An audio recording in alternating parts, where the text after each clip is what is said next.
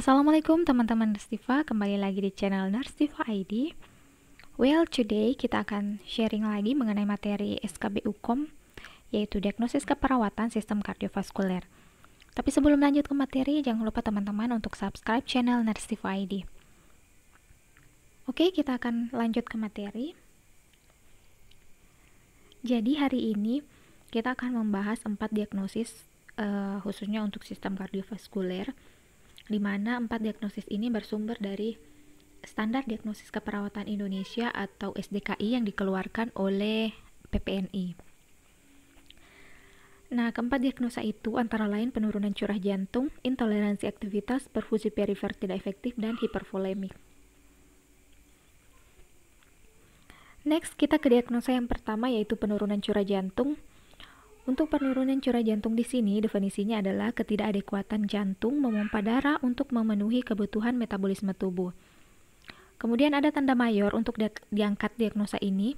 Yang pertama yaitu ada perubahan irama jantung, kemudian perubahan prelude, perubahan afterlude, dan perubahan kontraktilitas. Sedangkan untuk tanda minor, ada 4 yaitu perubahan prelude, perubahan afterlude, perubahan kontraktilitas, dan perilaku atau emosional.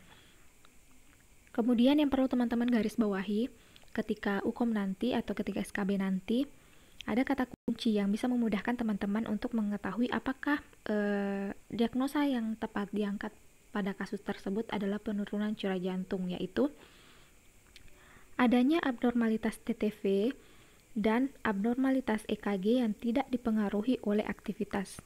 Jadi sekali lagi saya ulangi, adanya abnormalitas TTV dan abnormalitas EKG yang tidak dipengaruhi oleh aktivitas. Kita ke contoh soal. Seorang laki-laki 50 tahun dirawat di RS dengan CHF atau congestive heart failure.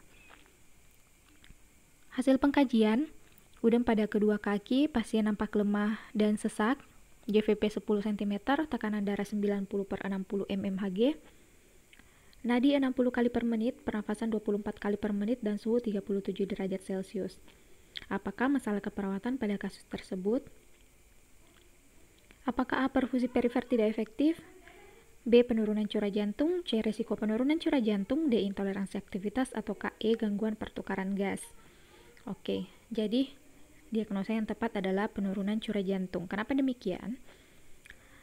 Di sini kita lihat tekanan darahnya 90/60, ini tidak normal, serta nadinya 60. Ini masuk kategori abnormalitas TTV yang tidak dipengaruhi oleh aktivitas, karena di soal, di datanya tidak mengatakan bahwa abnormalitas TTV-nya ini tidak dipengaruhi oleh aktivitas. Jadi, yang benar adalah penurunan curah jantung.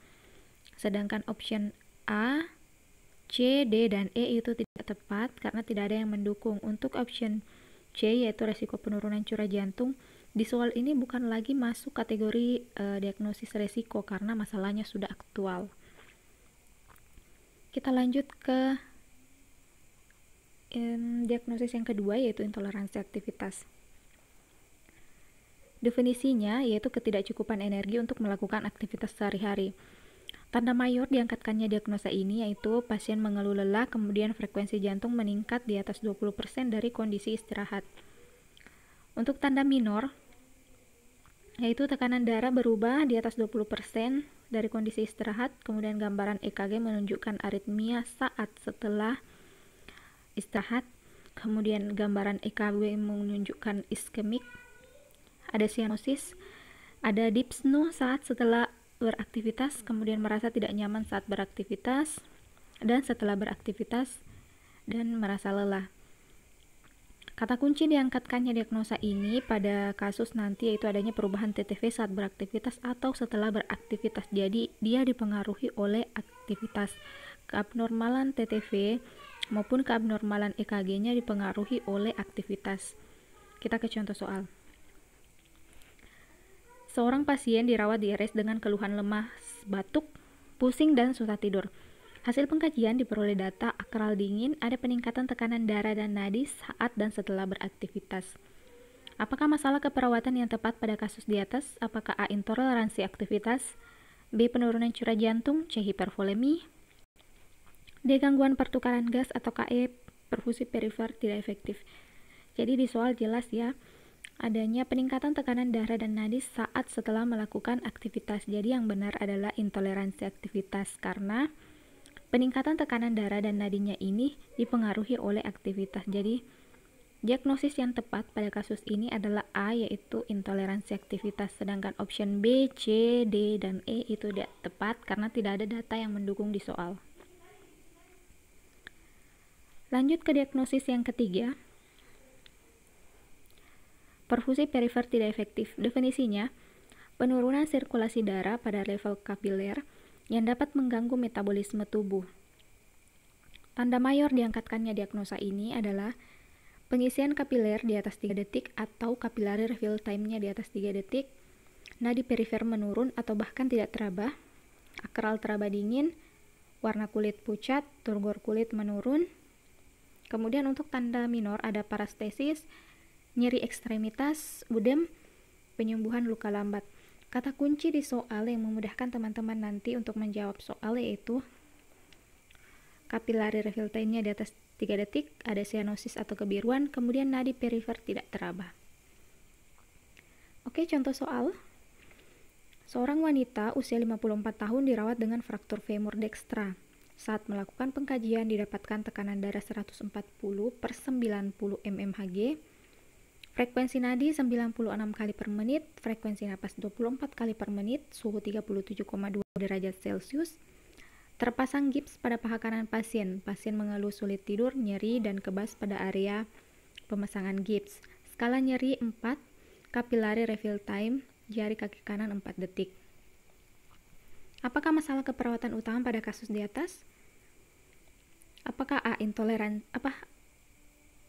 Apakah A. nyeri akut, B. intoleransi aktivitas, C. perubahan pola tidur, D. hambatan mobilitas fisik, atau E. perfusi perifer tidak efektif? Jawaban yang benar adalah perfusi perifer tidak efektif, karena di soal di sini dikatakan bahwa kapilari refill time jari kaki kanan 4 detik. Nah, sedangkan untuk nyeri akut ada sih nyeri skala 4, tapi ini belum cukup untuk diangkatkan diagnosa nyeri akut. Untuk intoleransi aktivitas juga tidak tepat, perubahan pola tidur juga tidak tepat. Di soal ada datanya. Ini pasien mengeluh sulit tidur, tapi ini sebagai kompensasi terjadi karena perubahan perfusi perifernya tidak efektif. Kemudian hambatan mobilitas fisik juga belum cukup datanya untuk diangkatkan diagnosa tersebut atau diagnosis tersebut. Kita ke diagnosis yang keempat, yaitu hipervolemia. Definisinya adalah peningkatan volume cairan intravaskuler, interstisial, dan atau intraseluler. Tanda mayor yaitu ortopnu, dyspnu, paroksimal nokturnal dyspnu, udem anasarka, dan udem perifer. Berat badan meningkat dalam waktu singkat, JVP meningkat. Untuk tanda minor, distensi vena jugularis, terdengar suara nafas tambahan, ada hepatomegali, kadar Hb atau HT menurun, kemudian kongesti paru. Kata kuncinya yaitu udem atau pembengkakan. Kemudian mungkin pada kasus bisa ditemukan peningkatan berat badan berat badan meningkat dalam waktu singkat. Kemudian kita ke contoh soal. Seorang perempuan usia 48 tahun dirawat di RS dengan keluhan sesak nafas sejak 2 minggu yang lalu. Keluhan muncul jika beraktivitas. Riwayat penyakit hipertensi sejak 8 tahun yang lalu, hasil pengkajian udem pada kedua tungkai, distensi vena jugularis, tekanan darah 180 per 100 mmHg, nadi 66 kali per menit, pernafasan 27 kali per menit, hasil X-ray ada kardiomegali, hasil EKG ada atrial fibrilasi, ada left ventricle hypertrophy. Apakah masalah keperawatan utama pada kasus tersebut? Apakah A. penurunan curah jantung, B. hipervolemi, C. pola nafas tidak efektif, D. intoleransi aktivitas, atau E. bersihan jalan nafas tidak efektif? Yang benar adalah hipervolemi, karena di sini di hasil pengkajiannya ditemukan ada udem pada kedua tungkai. Oke teman-teman, jadi kita review sedikit. Untuk diagnosa yang pertama tadi, yaitu penurunan curah jantung, kata kuncinya diangkatkan diagnosa ini yang bisa memudahkan nanti teman-teman di UKOM ataupun di SKB adalah adanya abnormalitas TTV ataupun abnormalitas EKG yang tidak dipengaruhi oleh aktivitas.